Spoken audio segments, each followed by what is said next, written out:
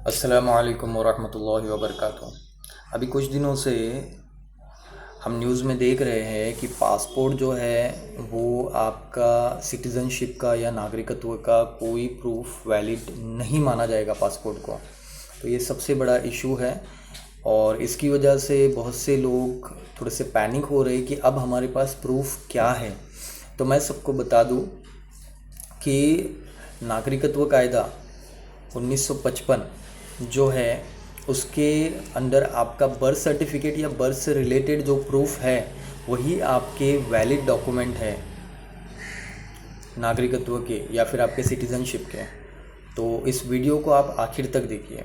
अब इसमें कुछ रूल है गवर्नमेंट ऑफ इंडिया के और ये अभी के रूल नहीं है, ये बहुत ही पुराने रूल है। इसमें 26 जनवरी 1950 के बाद और 1 जुलाई 1987 तक जिसकी पैदाइश हुई है इस दरमियान में वो जो है इंडिया के सिटीज़न है डायरेक्टली।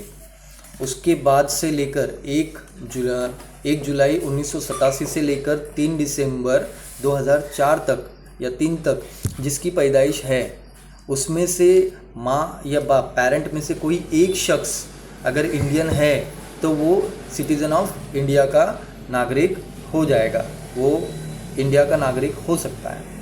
और इसके बाद जिसकी भी पैदाइश हुई है उसके माँ और बाप दोनों अगर इंडियन सिटीज़न हैं तो फिर वो क्या होगा, वो जो भी बच्चा होगा जो उसके बाद भारत में या इंडिया में पैदा हुआ है वो इंडियन सिटीज़न होगा।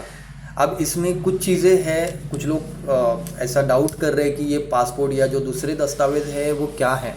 तो मैं आपको बता दूं उन डॉक्यूमेंट के बारे में भी कि जो पासपोर्ट है उसे आपका इंडिया से बाहर ट्रैवल करने के लिए एक वैलिड डॉक्यूमेंट चाहिए, इसलिए उसको कंसीडर किया जाएगा। उसको आपका सिटीज़न प्रूफ बोल के कंसीडर नहीं किया जाएगा।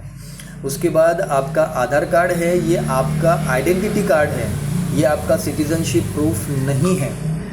उसके बाद और एक डॉक्यूमेंट के बारे में मैं आपको बता दूं कि ये जो वोटर आईडी कार्ड है वो भी आपका वोट डालने के लिए आपका पहचान पत्र है या फिर आइडेंटिटी कार्ड है वोट डालने के लिए, वो आपका सिटीज़नशिप का प्रूफ नहीं है।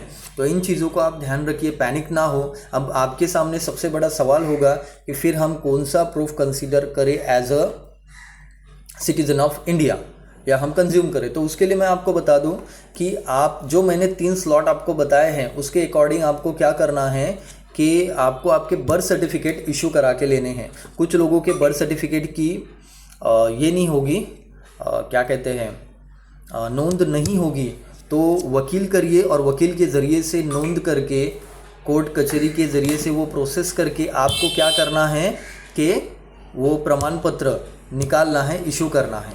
अभी बहुत से लोग बोलते होंगे कि स्कूल लिविंग सर्टिफिकेट से भी काम बन जाएगा, तो मैं आपको बता दूं कि अभी तक मेरे पास तो भी स्कूल लिविंग सर्टिफिकेट की अपडेट नहीं आई है। मैं उसकी भी इंक्वायरी कर रहा हूं। अगर मेरे पास कोई अपडेट आ गई कि बर्थ सर्टिफिकेट की जगह पे स्कूल लिविंग सर्टिफिकेट हम इस्तेमाल करें क्या, तो वहाँ पे बहुत से कोर्ट के भी ये है केसेस है। उसके अंदर कोर्ट ने कहा है कि बर्थ प्रूफ के लिए हम ये कर सकते हैं, यूज़ कर सकते हैं स्कूल लिविंग सर्टिफिकेट को, लेकिन जो आपका सिटीज़नशिप है वो प्रूफ करने के लिए एलसी को कंसीडर किया जाएगा या नहीं ये अभी तक क्लियर नहीं हुआ है। एटलीस्ट मेरे पास तो उसकी इन्फॉर्मेशन नहीं है। तो जैसे ही मेरे पास उसकी इन्फॉर्मेशन इंशाल्लाह आ जाएगी मैं आपको बता दूंगा। दुआ में याद रखिए।